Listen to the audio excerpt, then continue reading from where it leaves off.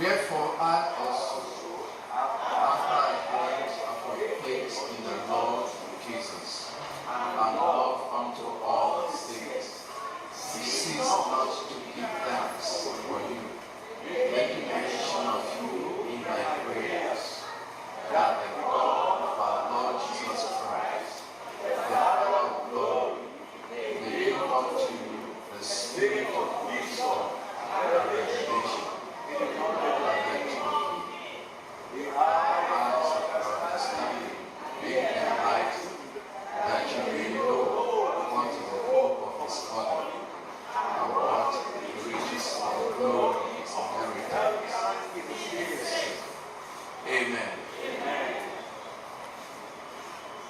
Now, as you look at the scriptures from verse 15, Paul says here, says, wherefore I also, after I heard of your faith in the Lord Jesus. Amen. Amen. He began to take up prayers for that church in Ephesus. But it was based on certain things that began to appear in the life of that church. Now, it shows that before that time, what he was praying about had not begun to be manifested in the life of the people. And that's the body that we just want to look in these 4 verses of scripture. Because when you look at his prayer in verse 17, it says that the God of our Lord Jesus Christ, the Father of glory, may give unto you the spirit of wisdom and revelation. Now you wonder, is it that the people did not have the spirit of wisdom and revelation before that? Are the 2 things we just want to briefly look at. Then we'll pray. Amen. The same words, brethren, we want to use in commending ourselves, because the way we see things will be based on the platform on which we are standing. We see so many things going on in our day and in our time. So many persons confessing one thing or the other.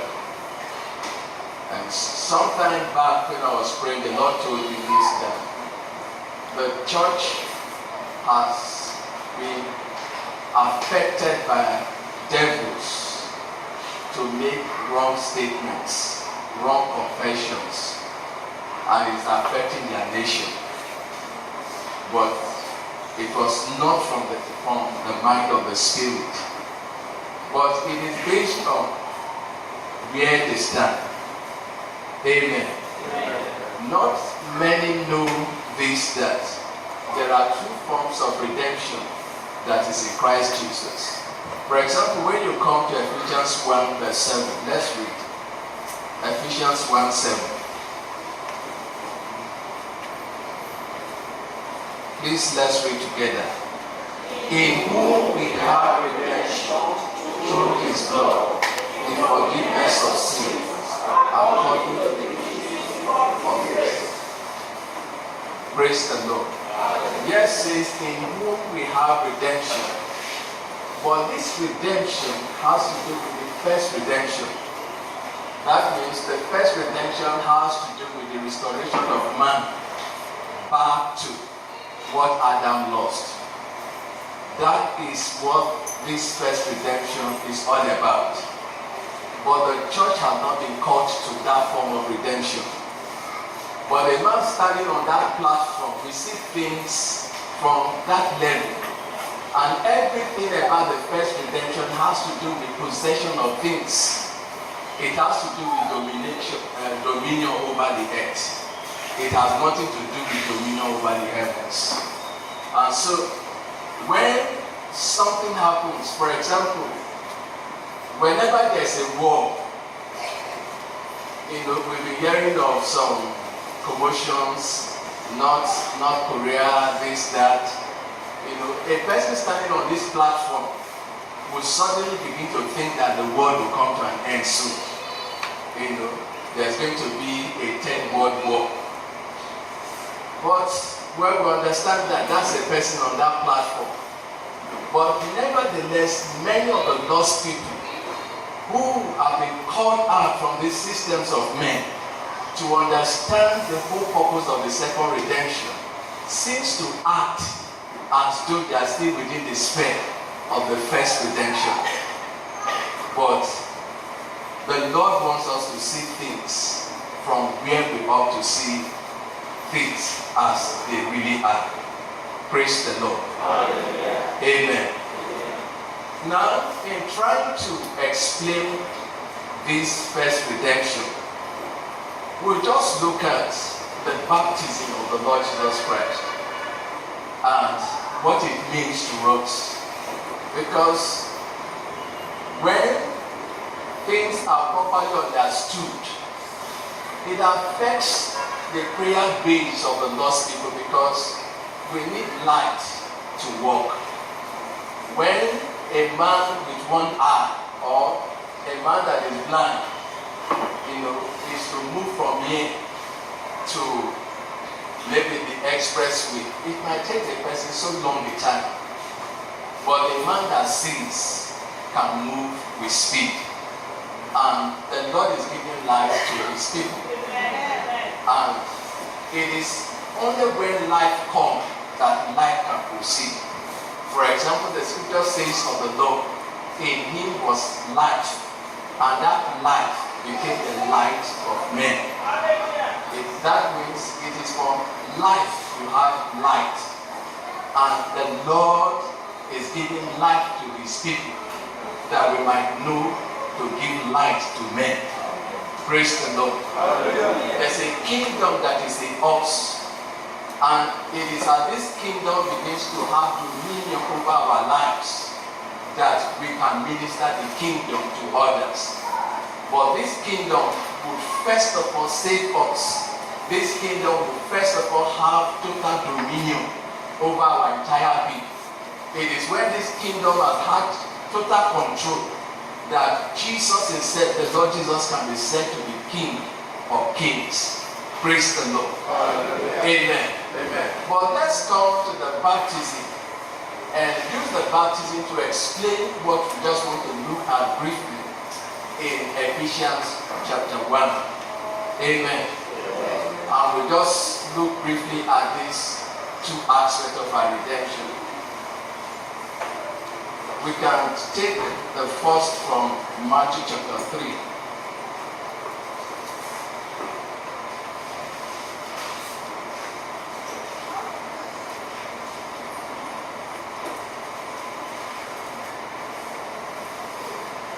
Matthew chapter 3. I'm reading from verse 13. Then cometh Jesus from Galilee to Jordan unto John to be baptized of him. But John forbade him, saying, I have need to be baptized of thee, and comest thou to me?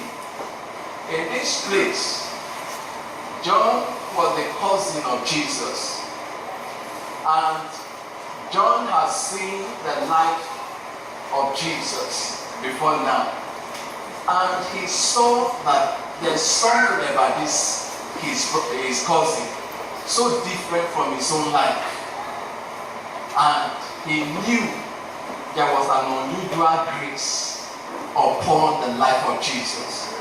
And so when Jesus came to be baptized of him, he was surprised and told him that you are the one that's supposed to baptize me and not me and you. But Jesus said, let it be so now. Praise the Lord. Let's go on. That's verse 1. Verse 15. And Jesus answered him, said unto him, suffer it to be so now, for this for just a becoming us to fulfill all righteousness, then they suffered here. But what we just want to take from here is this. Now, we notice this, that right from Genesis chapter 3, after man fell, we see that right from verse 14, or if we read from verse 7, but from verse 14 to 19, when the Lord came and began to speak in judgment to the serpent, he said that the seed of the woman shall bruise the head of the serpent. Praise the Lord. Making us understand that there's a work of redemption that is to come. But that work of redemption, will come through, a woman bringing forth a seed. So, in the book of Galatians chapter 4, when we read from verse 1, the scripture says, at the appointed time, God, let us read it, then we'll come back to it. Galatians 4.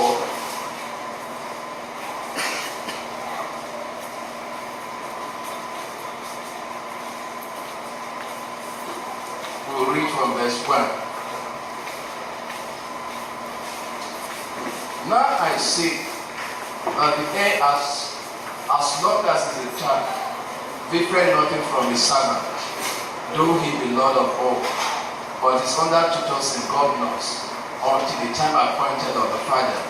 Even so we, when we were children, were in bondage under the elements of the world. But when the fullness of the time was come, God sent forth his Son, made of a woman, made under the law.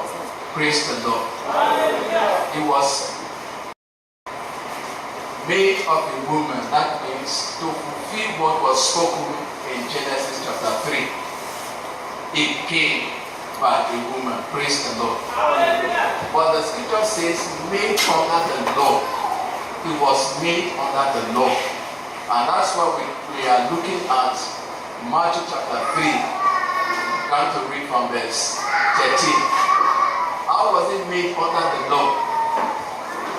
We'll find this, that at the time the law was given to the children of Israel, the law was supposed to do something. The law was supposed to point out who the Redeemer is. And it is this, that the law is to point to the people and say, by whose life the just requirement of the provisions of that law have been fulfilled. And when Jesus came for the almost 30 years that he lived before the baptism, he fulfilled the just requirement of the law. Praise the Lord. Amen. So the law pointed to him as the Redeemer, the one that will save his people. Praise the Lord.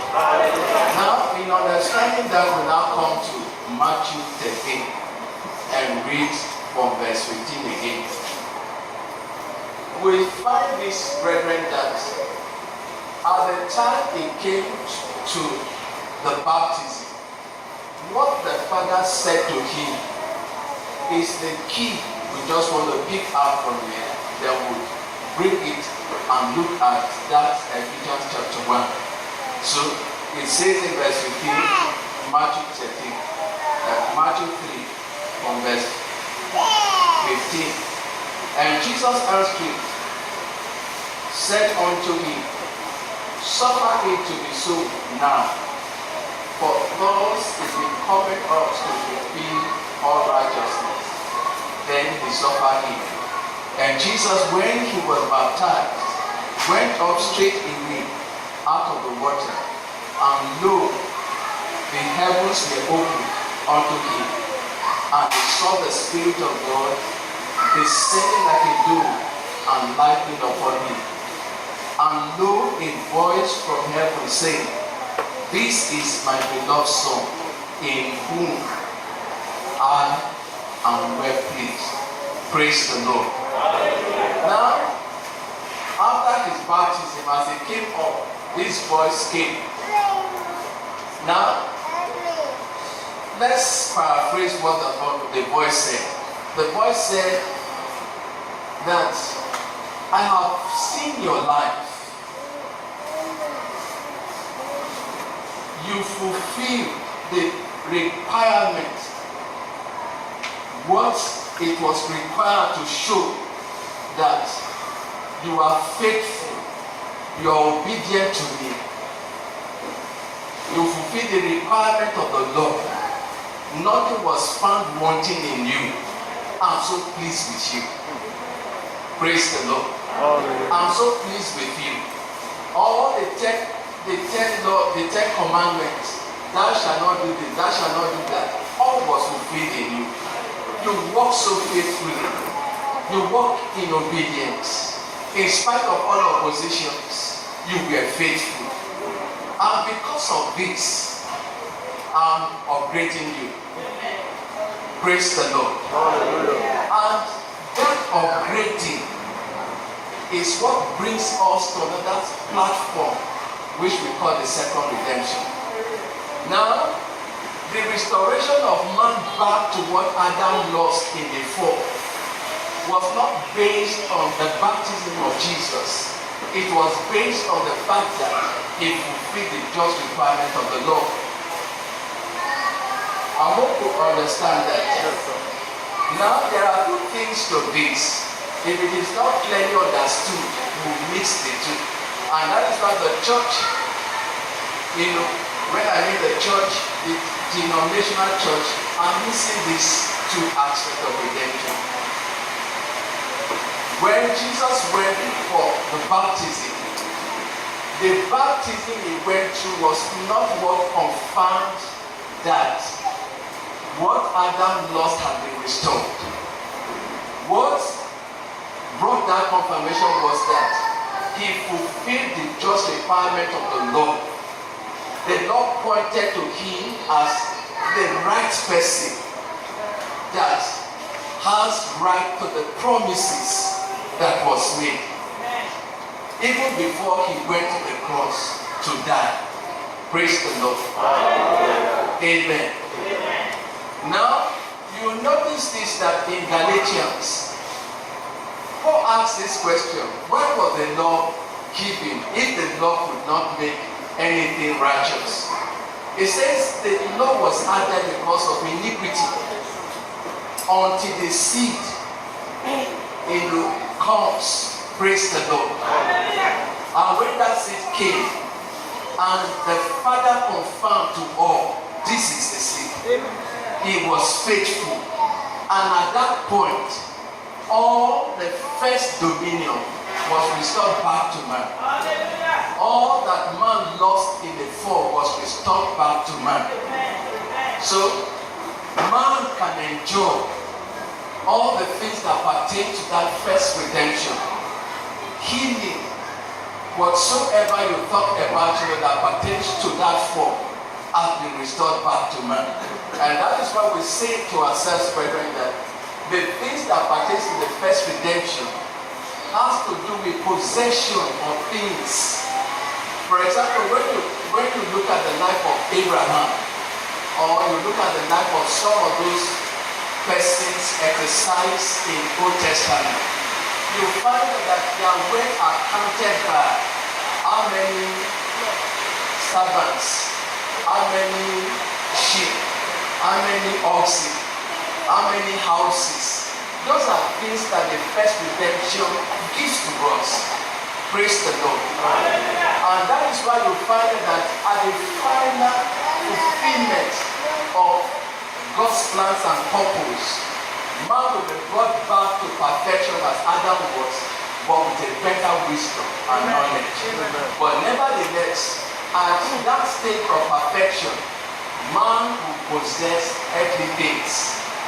Man's life will be counted by how many things he has. Amen. Praise the Lord. But there's something that goes beyond this. There's something that goes beyond this first redemption. There's something that is heavenly that has been made available to us in Christ Jesus. So the baptism of Jesus brought about a higher calling beyond the first form of redemption. Now you cannot talk about someone bringing us to something higher, to a higher form of redemption, without talking about possession of a lower redemption. And that is why we say this, that the first redemption was given to us not when he was baptized, but before he was baptized, it was clear to all that there was no unrighteousness found in him. Praise the Lord. And that is why when a man is born again, he is standing firmly as what Adam was before he fell. Praise the Lord. Amen. Though the things we can possess is going to be by faith. The scripture that says this to us in Romans chapter 5 verse 1. Being justified by faith. Being justified by faith, we have what? Peace with God. And that peace has to do with the whole span of what man lost in Adam. Praise the Lord. It's your right to be healthy. It's your right to prosper. It's your right not to be disturbed in life. All those are parts that have been restored to us in the first redemption. But many a time, because if we remain at this level of the first redemption, but God is saying to us, there's something beyond it. Praise the Lord. And so, when you now look at the prayer of Paul to the church in Ephesus, he brought ministry to this church, but they had not come to understand the things that pertain to the second redemption.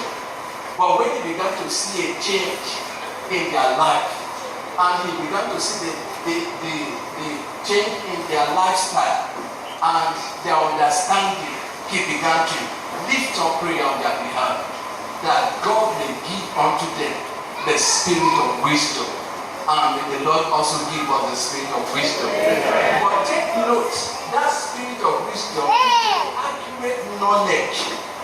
Is the accurate knowledge. Praise the Lord. Then it shows to us that the knowledge he was speaking about is not knowledge as it pertains to our first redemption, but knowledge as it pertains to our second redemption. Because as we go on, it says this, that they might know the hope of their calling. Praise the Lord. Now, if we are to define what a calling is this. A calling shows to us certain privileges that have been given to a people to enjoy, and the condition for the enjoyment of these privileges. A calling is such that as more and more of the conditions are fulfilled in them, more and more they will come into the enjoyment of the privileges. Praise the Lord. So you find that the first Adam had a calling upon him. And when you look at the children of Israel, there was also a calling placed upon them. For example, when you come to Exodus 19 and read verse 5 and 6, the Lord said to them that he told Moses, tell the children of Israel, if they will obey my voice, if they would hearken to my voice and obey my commandments, I will make them a peculiar people. And he told him, tell them, I will make them a kingdom of priests, for all the earth is mine. It was a calling. So when the law was given to them, the law was given to them to make them know the conditions that are needed for the fulfillment of that privileges made available to them. But all true, no one of them could come into that. Though having it, there were men and women that exercised themselves to the extent to which they they know.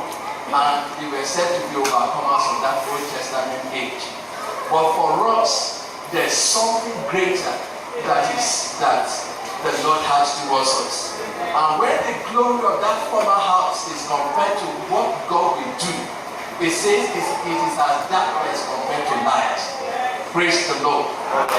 But more and more, it's as though the lost people, this aspect of the glory of the second redemption seems to be waning, seems to be fading from the understanding of the lost people. Amen. Amen. It is good, brethren, to prosper, own things, own this, own that, own this. They are good because it takes a man that is well fed to fight. And the Lord says this, let's just come to Isaiah 40. It's something that the Lord will do in the life of a believer. But let's come to Isaiah 40. God has a plan, God has a purpose for your life in the name of Jesus.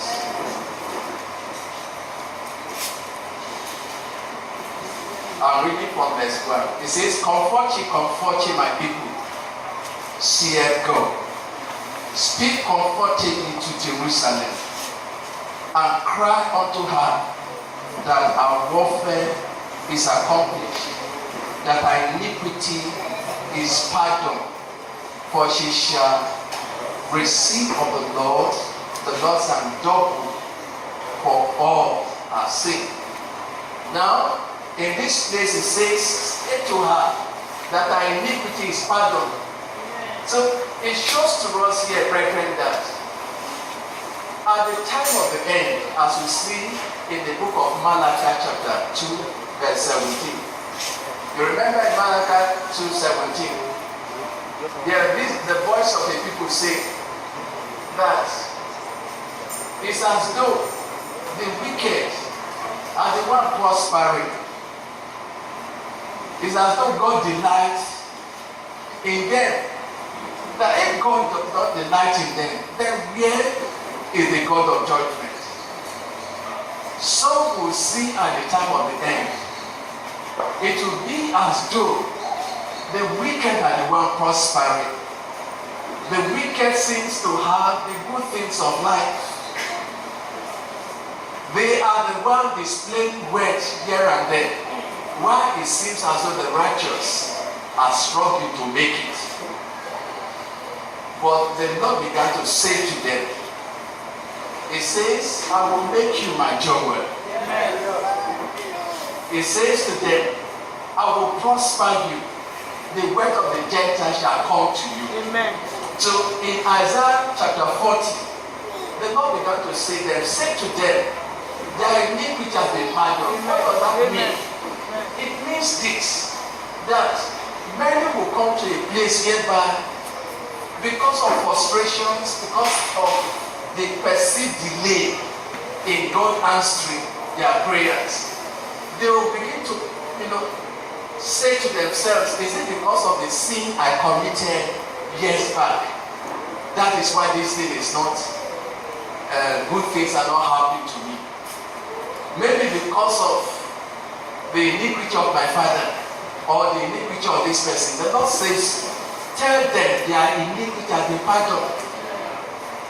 Things are not happening to them because of their past sins. God has forgiven them. God has blotted away their sins. He will no more remember such. But tell them, and He said, cry unto them. And the word cry unto them is that, when a man is passing through some difficulty, at times he does not hear when the preacher is preaching. Even when verses of scriptures are read to encourage such, the person might not hear it. And that's the reality of life. But He says, cry, keeps crying to them, keeps saying again and again to them that their iniquities have been pardoned. You are not passing through things because you did this or you did that. The blood of the Lamb is able to save to the uttermost. And when he saves, he saves. God does not forgive you your sin and now say, okay, because you did this, he will resurrect it again. No, that's not God. The blood of the Lamb has been given to us, and that blood is constantly at work on our behalf. And what is the blood? The blood speaks to us of the provisions of the covenant that are made available to us through the declaration of what the Savior has accomplished. It is the blood. It also shows to us the mercy that flows to us because of the ransom. That's what the blood is to us. And it says to them, tell them, your iniquity has been pardoned. God will reward you double. It's a season of double breaking in the name of Jesus. And when the Lord speaks a word, he watches over his word to accomplish it. And when the Lord says, I will, that means it takes all. His power is at work. His goodwill towards you is at work. All of his is at work to bring to pass what he has said he will do. And God cannot fail. That is why it says this. Man might fail, man can fail, but God cannot fail. In the name of Jesus. So the Lord will do great things for you. The Lord will accomplish great things for our lives. The delay that seemed to be there is for a purpose. But you see, when God rewards, he does not reward like man. But when God rewards, it takes you far beyond your expectation. And so when you look at, is this Psalm 126? If people made this cry, says, when the Lord turned again our captivity, we are like them that tree. Amen. Just yesterday night you were crying. You wonder how these things will be. But in the morning, something great had come. And you begin to wonder, how did it happen? That's how God works. And when the Lord makes a promise, he watches it to bring it to a fulfillment. And that is why, brethren, we must encourage ourselves. And the Lord says to you, if he had given you his son, how would he not freely? How would he not freely give you? Has he given you his son? Yes. It's an indication that he will give you all things, because whosoever has a son has all things. Praise the Lord. And your mind needs to settle and the rest assured. No matter the text and all kinds of things you hear about this nation, brethren, the church is not a weakling.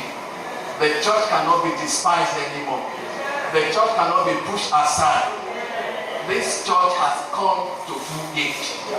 This church, will determine what would happen. And I thank you, brethren, that you will blossom in the name of Jesus. You will flourish. Not just flourishing as it pertains to the things outwardly, but there's going to be a flourishing from within you in the name of Jesus. But in saying all these things, brethren, it makes us see the things that pertains to the first redemption. The first redemption has to do with possessing of things. At the end of the day, man is glorified. But in this second redemption, God possesses persons and God is glorified in the name of Jesus. Now let's come back to our Ephesians chapter 1 and begin to tie up the things we have seen. Now we said this, brethren, that in the baptism there was an upgrade. After he came up from the waters, there was a voice that went forth to him. The voice said, "This is my beloved son." Take note, brethren. This is my beloved son, in whom I am well pleased. So we find that all through his ministry in that first advent, It was the ministry of sonship that was ministered. Praise the Lord. Hallelujah. For example, let's just come to Hebrews chapter 2 and see this.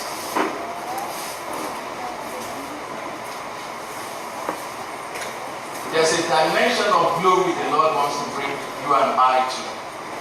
And we must clean our eyes and see what the Lord is saying at this time. If not, brethren, we will say the things they say. We will fear their fears. When they say confederacy, we might see ourselves saying a confederacy, but not with the words of mouth, but by our actions. But the Lord is saying to us, do not fear their fears. There are a lot of fears. Nebuchadnezzar was sent to the forest to eat grasses. Those were people who were exercised under that first dominion. How much more people that are being exercised under the second dominion? Fear not. We might have been afraid some time back, but God is helping us. There's a rising up, brethren, in the name of Jesus. And no wonder the psalmist said it, the Lord is my shepherd. I shall not want. Amen. And in Psalm 46 it says this. It says the Lord is my refuge and strength, a very present help in trouble. It says, therefore will not we fear, though the earth be removed, and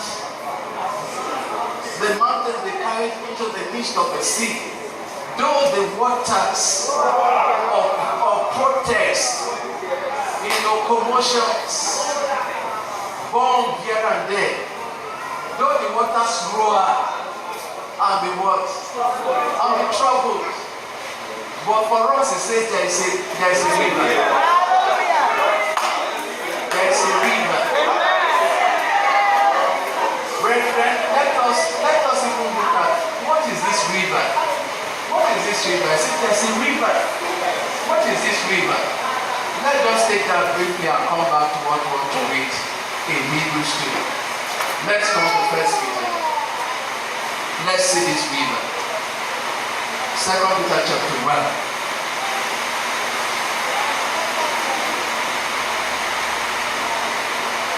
Please let's read from verse 1 to 3 and let's see the river. There's a river. The stream whereof shall make glad this city that God is bringing up. So let's read 2 Peter chapter 1 from 1 to 3. Let's read together. Simon Peter, a servant and an apostle of Jesus Christ, to them that have obtained like precious faith with us, to the righteousness of God and our Savior Jesus Christ.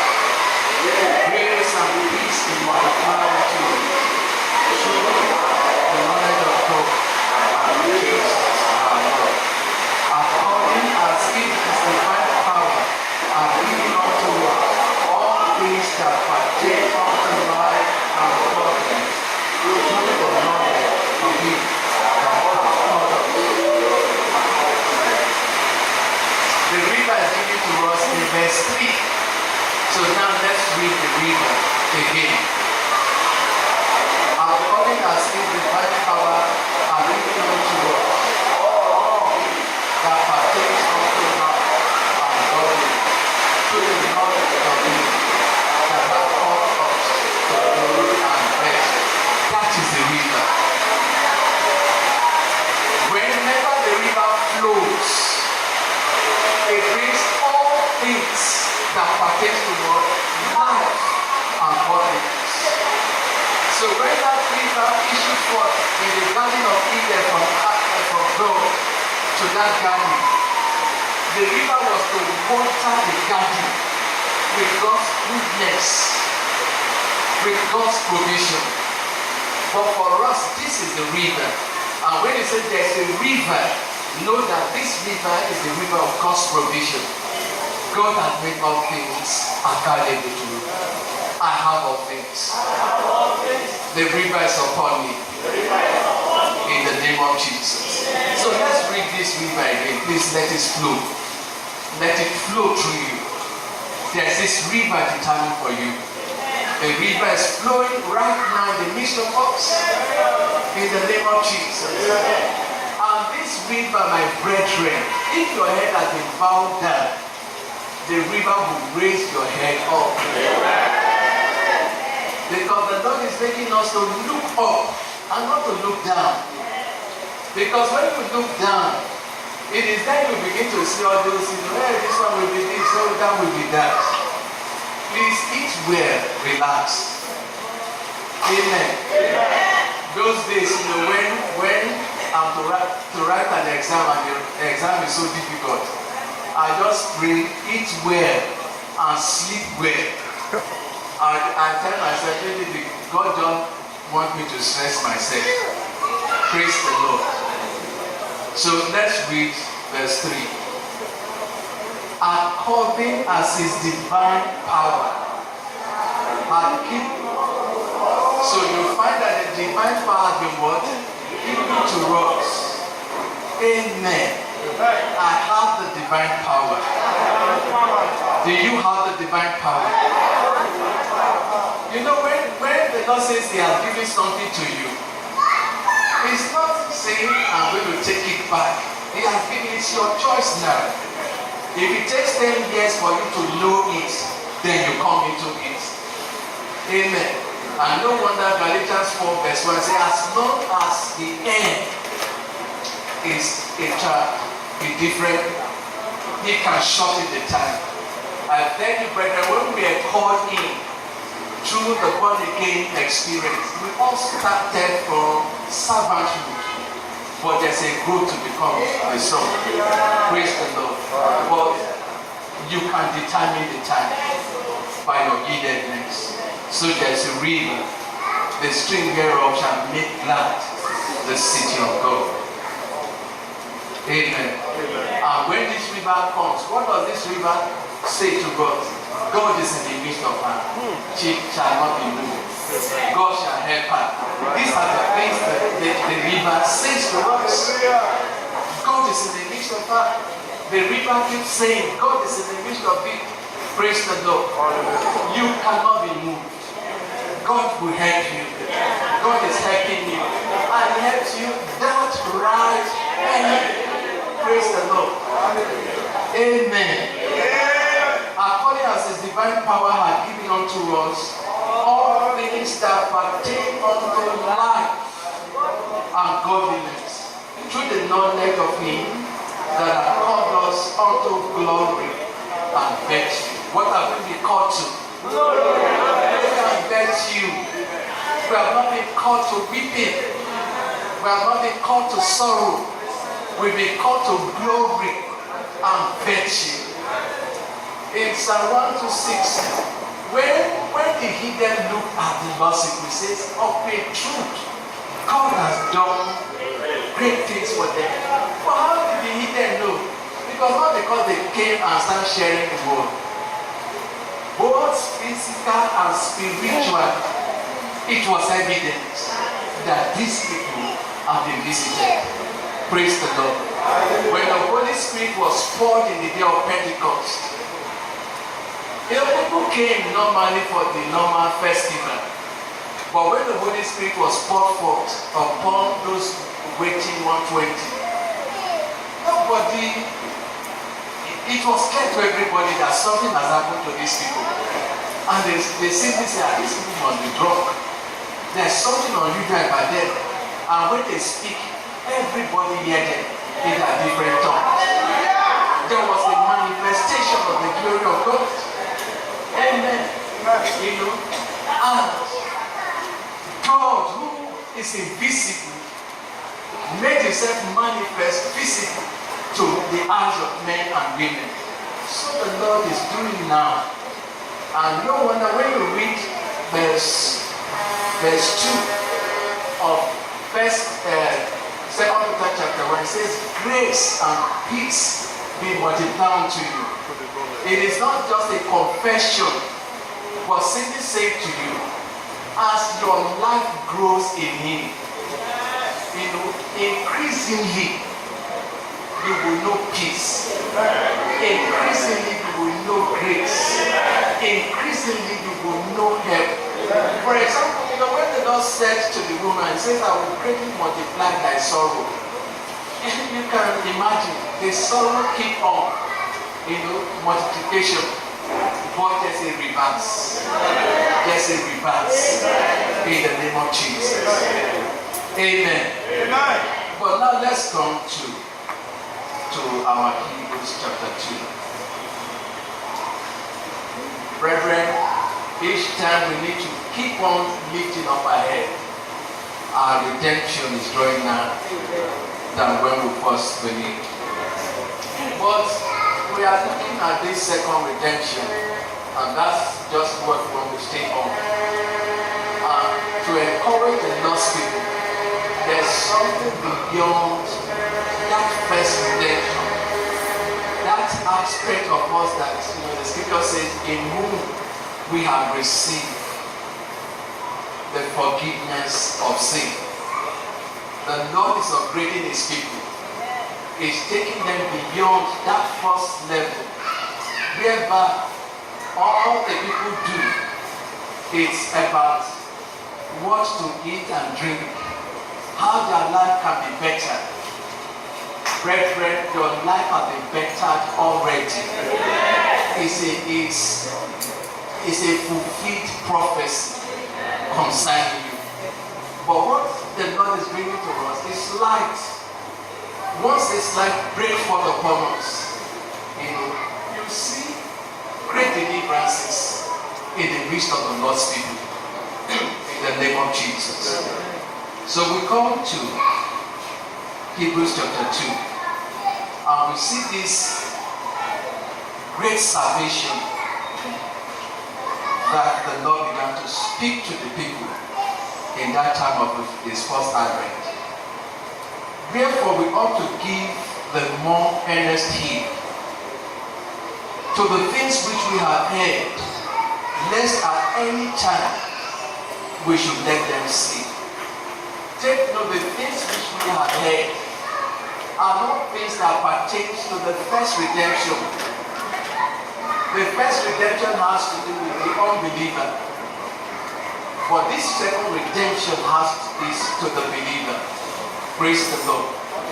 He said, we need to give a more earnest heed to the things which we have heard, lest we let them to sleep. For if the word spoken by angels was steadfast, and every transgression and disobedience receive a just recompense of the world, how shall we escape if we neglect so great salvation, which at the first began to be spoken by the Lord, and was confirmed unto us by them that heard Him? So we see that in verse 3, the ministry of the Lord for that 3.5 years all has to do with the second redemption, making people to see there's a higher calling than what was upon Adam. And all through the Old Testament age, and for the purpose of which the law was given, was for man to recover himself back to that first redemption. But for sin, no man could break through. But for us, brethren, that first redemption has been restored back to us. But our calling is beyond that calling that was upon Adam. And this calling, brethren, is a calling that is heavenly. It's a calling, brethren, that make available to you and I all things that pertain to life and godliness. It brings man to another form of dominion that is over the realms of the invisible and the realm of the visible. Praise the Lord. And the lost people must come to that, because once we come to have a grip on this thing, It will affect our zeal for God. It will affect the way we run this race. Brethren, it will affect our desires. It will affect our taste. Praise the Lord. And these are the things which we begin to see in the book of Ephesians, which we will go back to. Ephesians chapter 1. So here Paul began to say to them, I'm seeing something in your life, and I'm encouraged by the things which I'm seeing.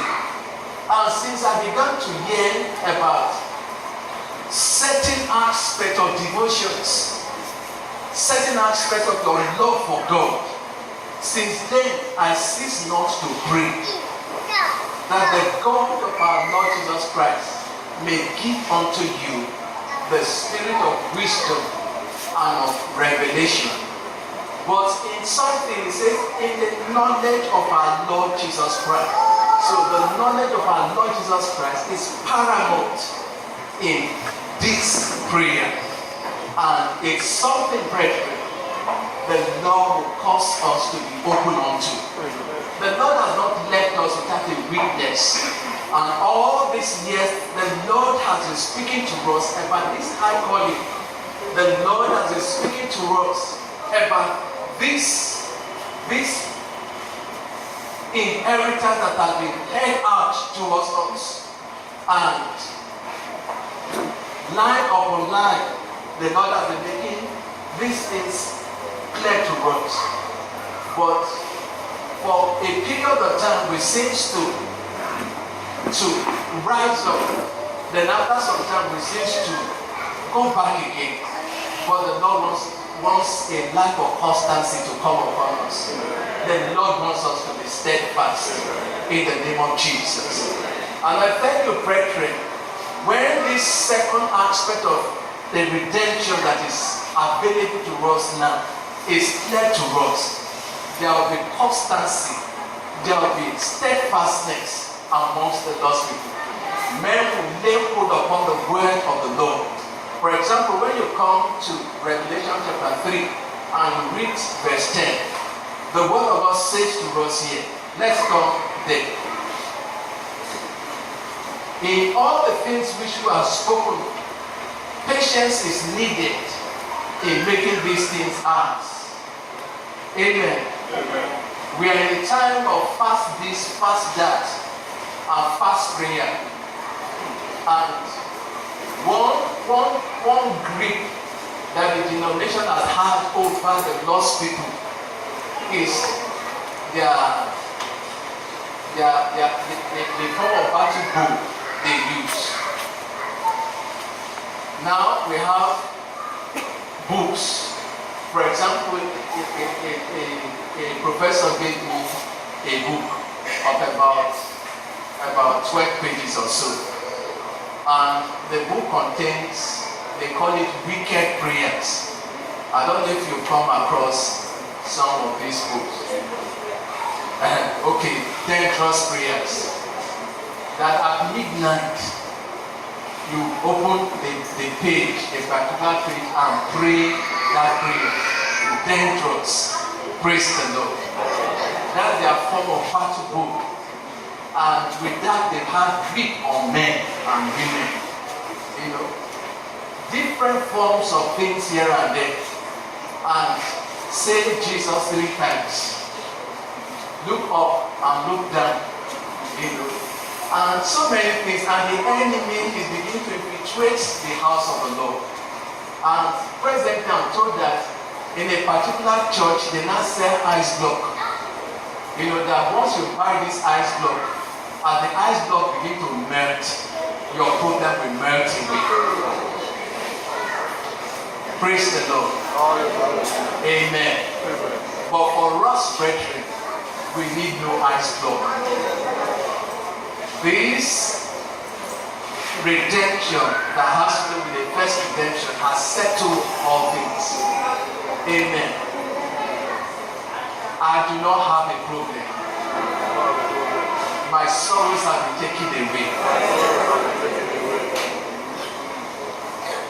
For now, God's thought towards me At the thought of peace, and not of sicknesses, not of calamity, not of malady. That's the thought of the Lord. And to give me an expected end. And that expected end is what we are talking about here. There's an expected end.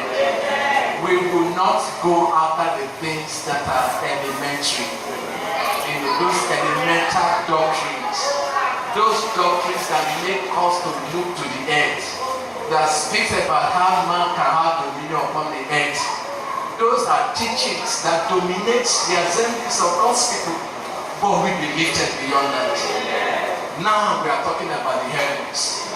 God wants to bring a people to sit by Him. Amen.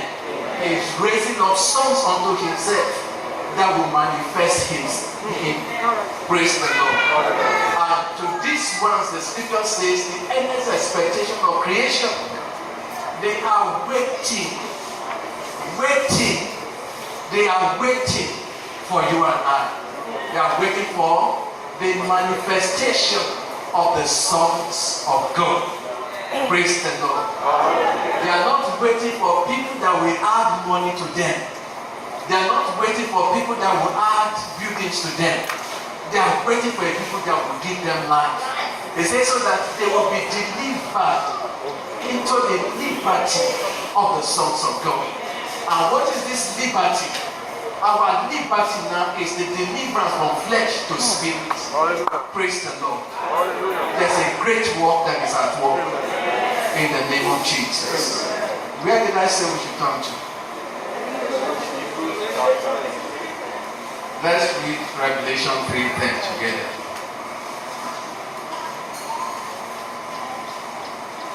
Because thou hast kept the word of my patience. Why will the Lord keep you? It is as you keep the word of His patience. Praise the Lord. Because thou hast kept the word of my patience, I also will keep you. It's a sure word. Amen. I also will keep you. Amen. Amen. Oh, there's just a breaking news. America is about to go into nuclear war with Russia. The scripture simply says, because thou hast kept the word of my patience, I also will keep you. Oh, the economy of Nigeria just hit a very mighty rock, not that rock. Because thou hast kept the word of my patience, I also will keep you. Amen. Praise the Lord. Hallelujah. And that is why the other time our brother was saying, they will throw their nuclear bomb. It will fall into the sea. And instead of exploding, the sea will congeal. The ice will freeze it up. Amen. Because until the servants of our God are been sealed, until it's a process of time, until the servants of our God have been sealed. When they have not been completely sealed, nothing, the devil cannot cause an event to come before its time. Because the Lord put His right foot in the sea and put His left foot upon the earth, both for the political and the religious sphere. Nothing can just happen. Amen. Nothing can just happen, for how to say. And that is why He says to us, we are not creatures of chance. We are not creatures of chance, my brethren. The Lord's people have not been called to die like a fowl. The Lord's people have not been called to die. They just walking along the road and the coconut just fell. And it is when we are passing that the coconut fell. Jesus. Hallelujah. The wicked will reap their own reward. No one sow good seed and reap evil fruit. God has sown good seed in us. What would we reap? What would you reap? And that is why you cannot cry. cannot behave as one that is hopeless. Amen. We have a father. Amen. We have a father. Brethren, we have a father. We have a father. We have a father that cares. We have a father that loves. In the name of Jesus. This father said to us, I will save you to the uttermost. And the question was asked, to what extent can he save? To the extent to which the blood can save. He will save us. Amen. And he will not say, because I did this, because I did that. Recently something happened to me. You know, at times, no matter how you carry microphone, you stand in need of God. Every day, God keeps teaching us Himself. And no man can come to a place and say, I've known all I need to know. Praise the Lord. This day, I used chemical to spray the weed in my compound. But as I was spraying, the rain came. And I felt someone that, what happened? This rain just came and just, washed away with what I've done. And I was saying to myself, Lord, why is it that I didn't even know that rain would come? So I would not have done this. Then the Lord said to me, He said, you are using natural law to determine what I will do. And He now told me this, that do you know that you're spraying those weeds and the rain came? Your natural law is that it will wash off. But I am not determined by those laws. I do things above those laws. Then I should watch what will happen. The next day I went to look at the grasses and I saw that they began to wither. The chemical worked in spite of the rain. And I told myself, I will no more use natural law to judge what God will do. God supersedes all. In the name of Jesus. And that is why every time in this way, God begins to make Himself known to us. And our healing is not going to depend on this or that. Whether you jump up, you don't jump up. It is based on what He has done. Accomplished for you and I. In the name of Jesus. So, there's the law, there's the word of His patience. But a people must keep this law of His patience. Say, because thou hast kept this law, this bread of my patience, the Lord says, I will keep you. But let's finish our reading. Because thou hast kept the word of my patience. You see the word, it didn't just say, I will keep it. It says, I also will do. I also will keep thee from the hour of temptation. But this hour of temptation will come upon only Benin City. Oh, it will come only on Nigeria. To play in this season. To whom much is given, much is expected. Diligence is expected of the lost people. These are not base brethren to say this person matched me, this one did this to me. We must look to the Lord in the name of Jesus. So let's come back and look at our Ephesians chapter 1. We'll read it again from verse 15. Wherefore I also, after I heard of your faith in the Lord Jesus and love unto all the brethren. So we talk about faith in the Lord Jesus. And this faith is not that faith with which you do miracle. But this speaks to us about the provisions of the covenant understood. Men are giving themselves more and more to understanding God's plans and purpose, and the Spirit bearing witness within them. Paul was challenged by this commendation concerning this church. And not only that, he talked about the love for the brethren.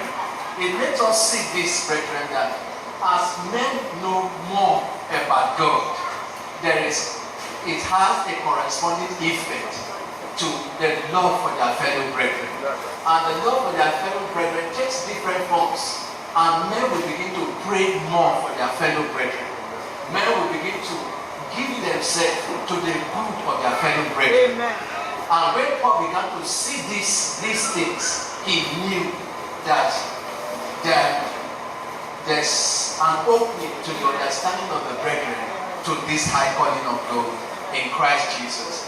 That means men are beginning to rise up beyond, what I can own, how I can prosper, what is mine, and this and that, and they have begin to see the heavenly purpose of their call.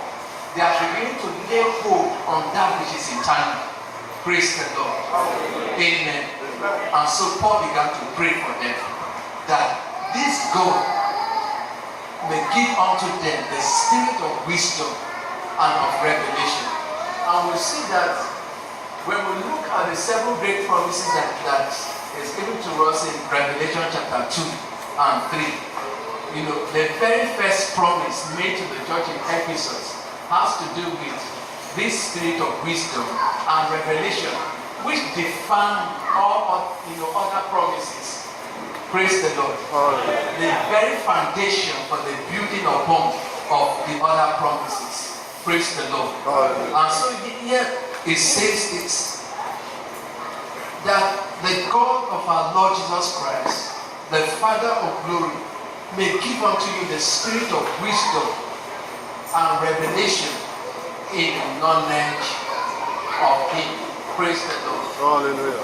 That means as the knowledge of Him increase in you, understanding to the call to which you have been called to begins to become clear, and you see yourself yielding yourself to that call. Praise the Lord. Hallelujah. Amen. Amen. So we see here, it says in verse 18, that the heart of your understanding being enlightened is a present continuous enlightenment that takes place in your heart of affection towards God. And that is why we find that the first place of the sealing process has to do with our heart. Amen. Amen. In the fall, man's heart was affected, man's will was affected, man's mind was affected. But when we came into Christ, a new heart was given to us, a new mind and a new will. Amen. Amen. We are given to us. And in this place, as the heart of your understanding is enlightened, then the hope of your call opens up to you. Praise the Lord. It opens up to you. And you begin to see things from that heavenly standpoint. You interpret things from that realm. You look at world events from that realm.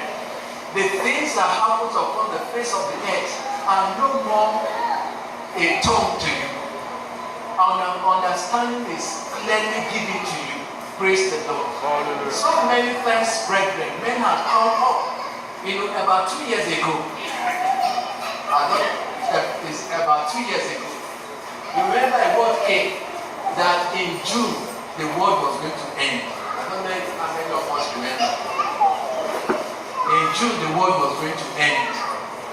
And many people in the US, in a particular area, sold their property. And I was told here that some students of UDSS who had committed one thing or the other went to their teachers to confess their sin and all that, all preparing for the world to end. But they that sit in the realm of the heaven, they understood and could interpret things, and they went about their normal business. Because they know this, that the world will not end without they themselves being involved in it. Praise the Lord. Amen. And when the world did not end in that June, those those who gave the prophecy said they made a mistake in the calculation that it was going to be in October. Praise the Lord. And October came. They said something that they made a mistake. Praise the Lord. But we are not making a mistake. Things are clear to us. And the Lord is further making things clearer to us. Amen. Praise the Lord. And how is it? The Lord is increasing us in the knowledge of our Lord Jesus Christ. And Paul could say this concerning him. He said, I've counted all things for dung, for the excellence of the knowledge of God in Christ Jesus. Amen. And this knowledge is coming to us day and night, and we cannot afford to sleep. Praise the Lord. It is only when the provisions of this covenant are not clear to a people, sleep begins to come. But the Lord is encouraging us to be diligent and to know this, that there's something higher that is in view. Praise the Lord. Now finally we just read 2 Peter chapter 1.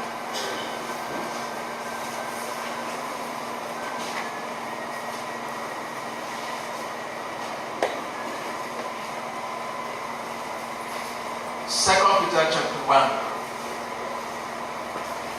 Now in verse 4, we are told of these great and precious promises that have been made available to us, that by this we might be partakers of the divine nature. But as we read from verse 5, the scripture here begins to tell us what we are to add to ourselves. And take note, you are to add to yourself. And may the Lord help us to know to add these things to ourselves. Because remember the prayer that Paul prayed in Ephesians. He says that the Father of our Lord Jesus Christ may give unto you. And you find that the word spirit there is in small letter. The spirit of wisdom. And whenever the small letter S is used, it talks about teachings, the workings of the Holy Spirit in teachings, bringing forth the mind of God to the lost people. Praise the Lord. In wisdom and in understanding.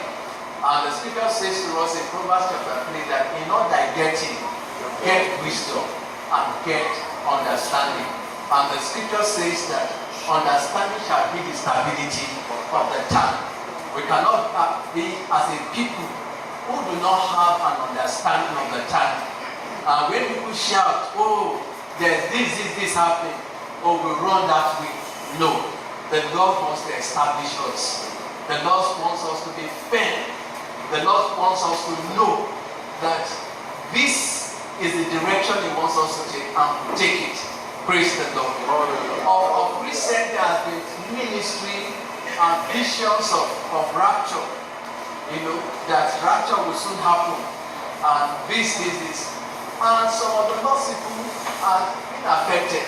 I remember when our sister was leading us in prayer, that some years back, we will not say some years back, just some few years back, that some people were recording CDs, talking about how they died, they were taken to heaven, and they saw so many things. They came back, they made CDs.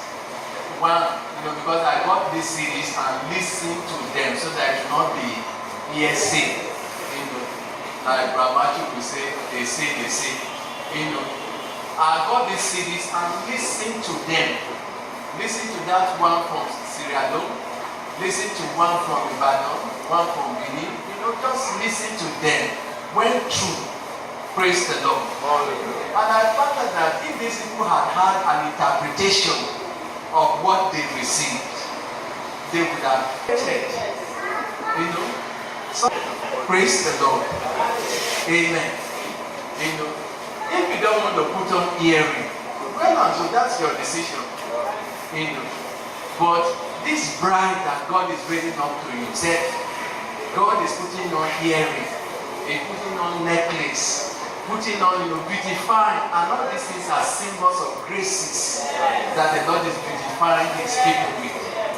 But many of the lost people were affected. Even till now, someone is ministering and said that the Lord took him to the lake of fire and saw how that as people sin, they go into the lake of fire. Then we begin to wonder why the millennium will be arranged by God. Why did the Lord say to Israel, I will raise you as a kingdom of priests? And why the scripture says this, that Savior shall come out of Zion and shall take away blindness from Jacob. Scriptures cannot be broken. Praise the Lord. Our visions cannot interpret God's word. It is God's word that interprets our visions. But when our visions do not conform with the word of God, we throw it away. Praise the Lord. But because we want, like as the devil beguiled Eve, as God said, God does not want you to be like him. So we want to be like God. And when a thing is wrong, we still hold to it. To say that we give and this, we say that. But that's the thing. But the Lord wants us to be established. More things will come along the line that will try to persuade you into things that are not right. But you'll be able to stand. The Lord Jesus Christ stood when the devil came and said that you are hungry, you are fasted for 40 days. You have done a very wonderful work. But why not turn these stones to bread? Is there anything wrong in eating after you fast? But it will not come from the wrong source. But he said it is written. Amen. He understood God's plan and purpose for his life. And so we are being raised up. We will return back to the garden. The Lord is coming as it were, in the cool of the day, to have fellowship with us, to bring us into something much more higher, in the name of Jesus. And one of those people who said he died and came back said, if you use jeep, you are a sinner, you will go to hell.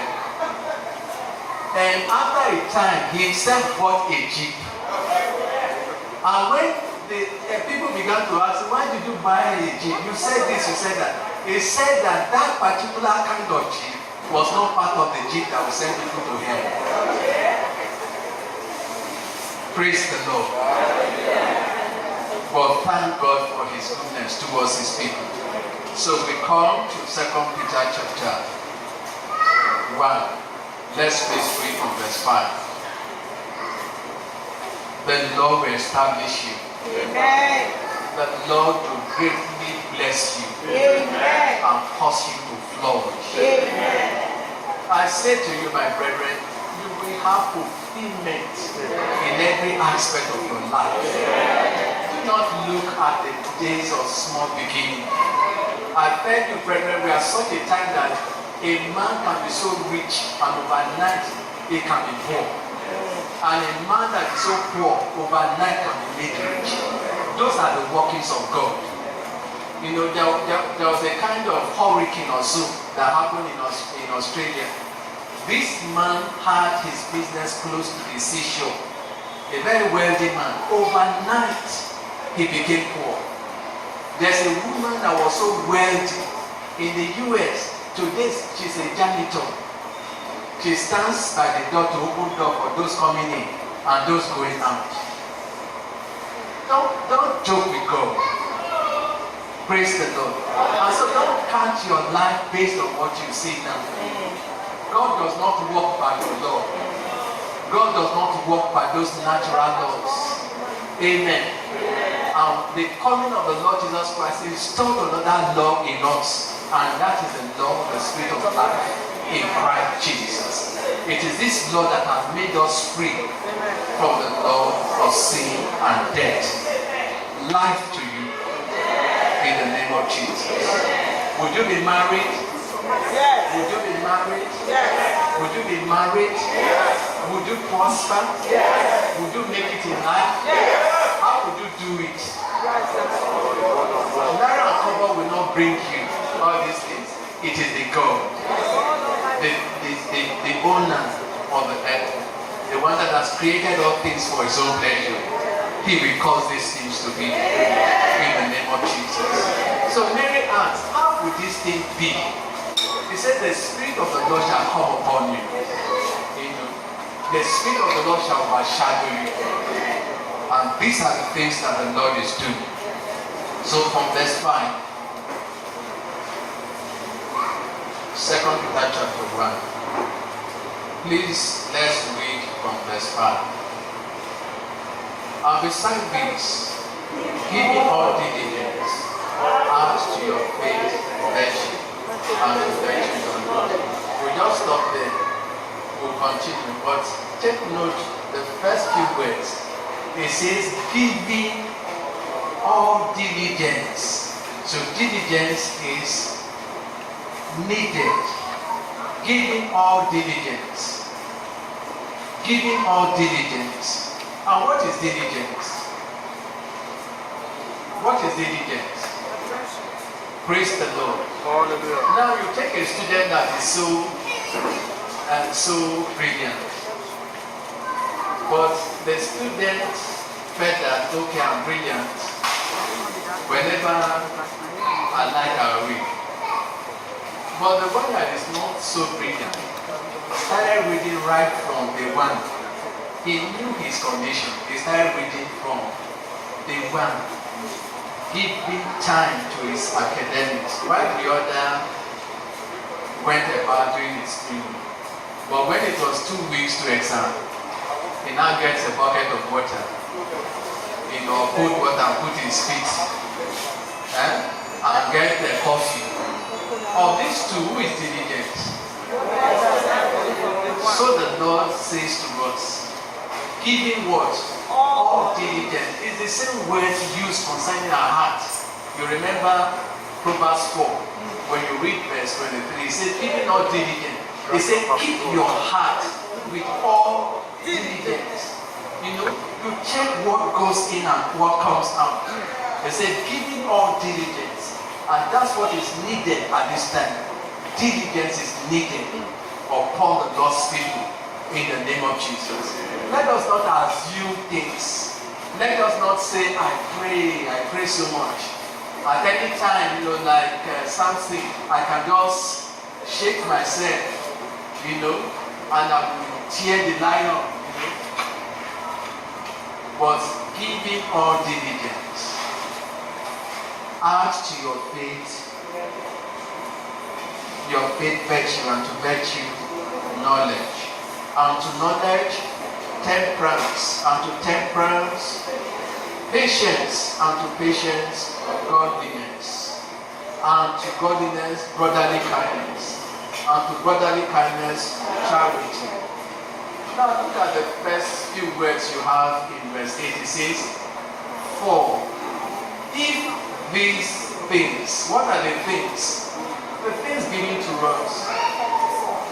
Right from verse 4, and we see from verse 5, outside the great and precious promises given to us, he began to say to us in verse 5, add this, but you give all diligence to add. But he now says in verse 8, he says, for if these things, and the word these things is in plural, if these things be in you and are bound, who will make you? It is the things in you, isn't it? Yes. The things in you. That means if you don't have these things in you, what happens?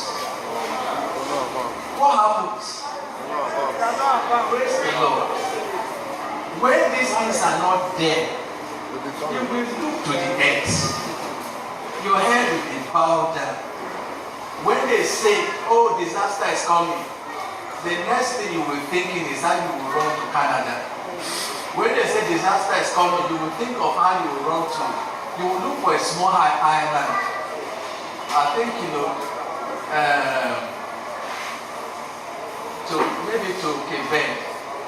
But brethren, there's no safety in anywhere.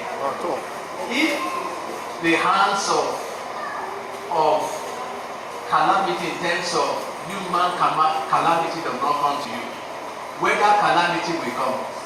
If weather calamity does not come, other forms of calamity will come. Praise the Lord. Hallelujah. The wind is blowing, the sun is killing people. And thank God for God's help for us in this country. In other places, you see people die as a result of the heat of the sun. But there's help for us. Amen. But it says, if these things be in you, and not just be in you only, and abound. But the things that are in you which are abound, they will make you that you shall neither be barren. Because the word barren means idle. And idle people are found by the marketplace. You only see them by the marketplace. That's what we see in Matthew 20. You know. And they need to be employed. Praise the Lord. Barren and what? Unfruitful. But take note, this barrenness and unfruitfulness is in the knowledge of our Lord Jesus Christ. The knowledge of this call that God has called us to. They are barren. They are unfruitful. Praise the Lord. And when the people are unfruitful, then verse 9 says this to us.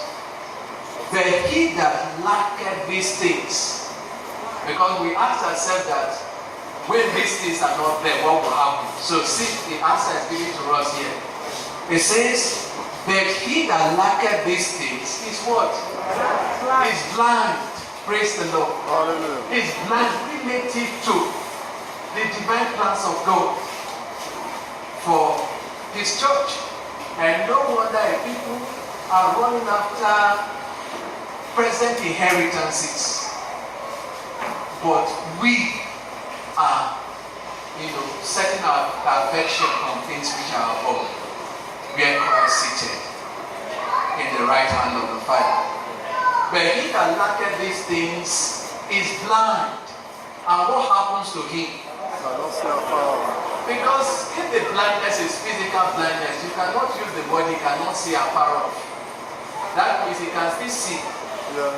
Isn't it? Yes. But here it says he's blind and he cannot see afar off. What is it that he cannot see afar off? Now let's look at the situation we see in Hebrews 11. Let's come to Hebrews 11 and see what is given to us concerning Abraham.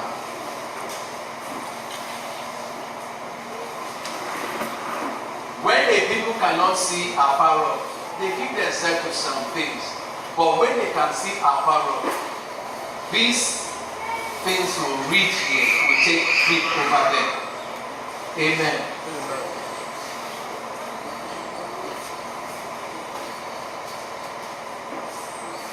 So please, let's read from verse 13. Let's read from verse 13 to 16. Please, let's read together.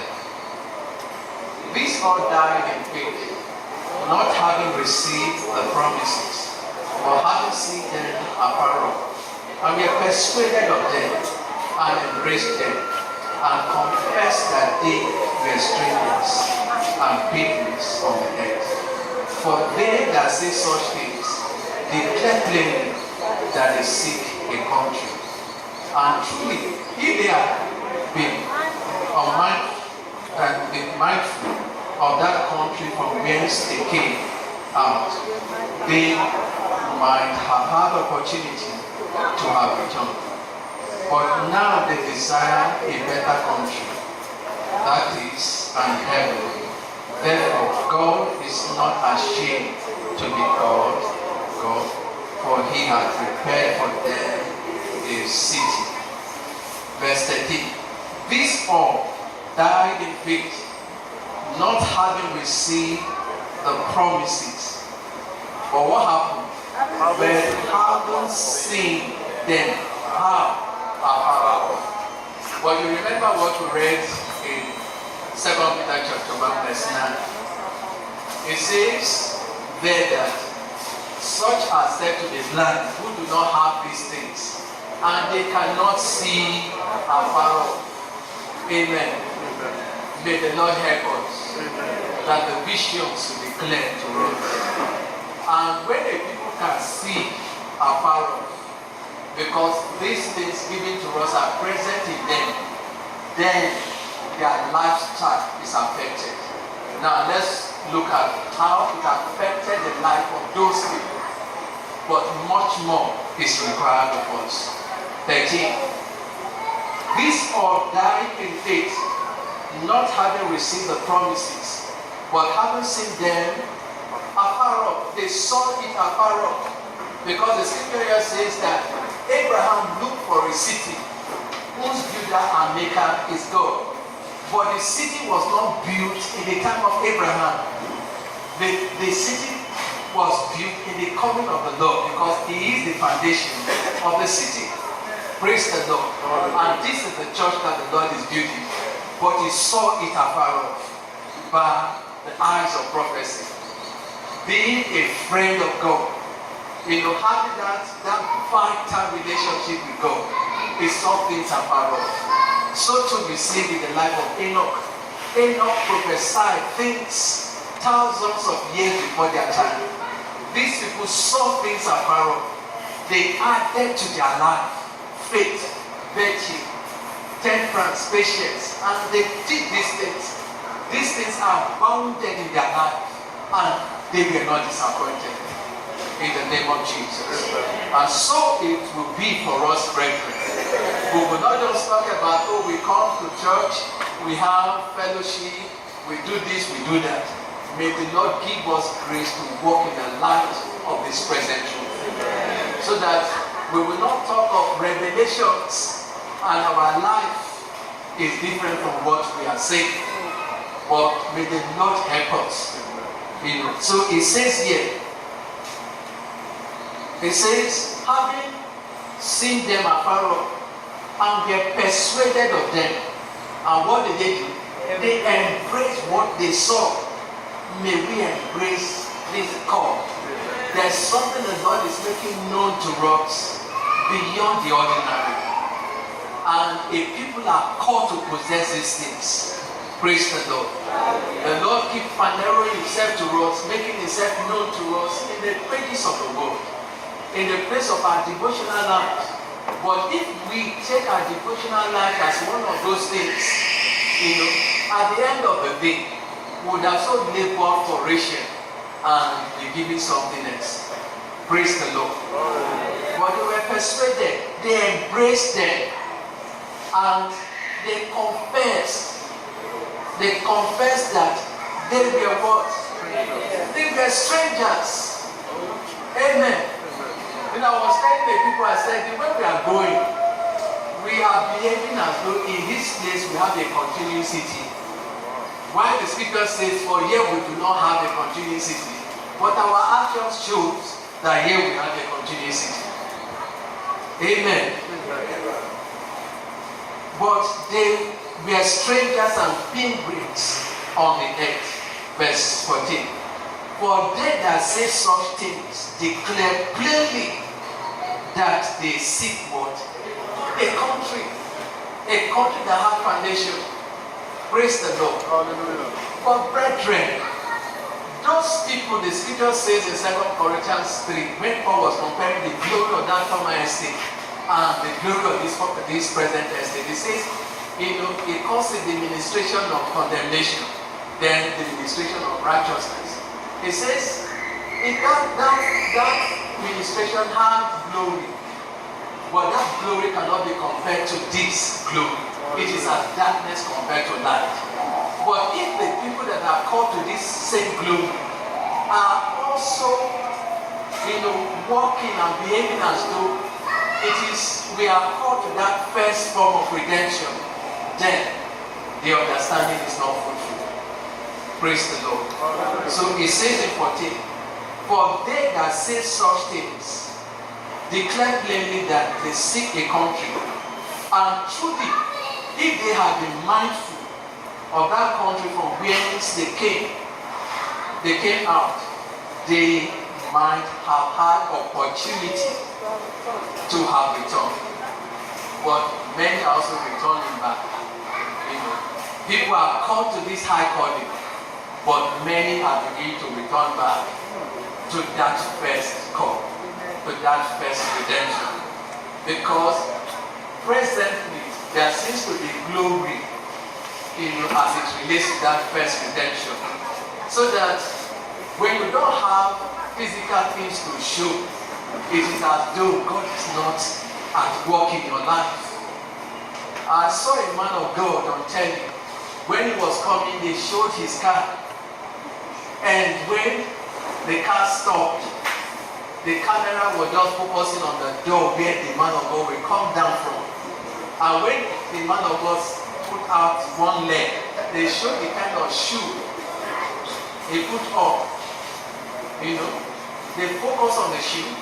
Then when he now came and they showed us the suit and all, then he adjusted himself.